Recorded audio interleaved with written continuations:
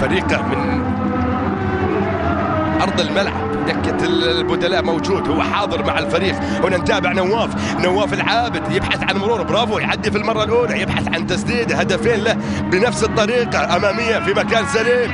جزاني الردو، جول هلالي. ميرير رادوي يأتي بتسديدة خادعة الجميع. ايست اوف ويست، رادوي از ذا بيست.